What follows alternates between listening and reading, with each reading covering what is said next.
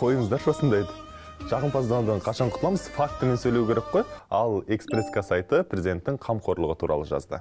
Парламент ғимаратының алдында Сенат пен мәжіліс спикерлері, мемлекеттік хатшы және президент әкімшілігінің басшысы Қасым-Жомарт мырзаны күтіп тұрады.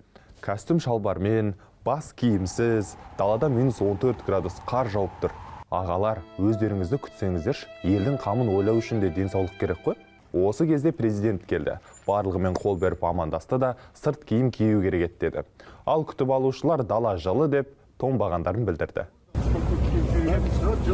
Қазнет қолданушылары президенттің қамқорлығына тәнті болды. Тіпті орындығын өзі сүйреген Украина президентімен салыстырғандар да бар. Осыдан кейін Қасым-Жомарт Кемелұлы ішке кіріп, жаңа Қазақстан жаңару мен жаңғыру жолы атты кезекті жолдауын жариялады. Айтпақшы, президенттің өзіне жеке ұсынысыңыз бар ма? Онда Ақорда сайтына кіріп, виртуалды қабылдау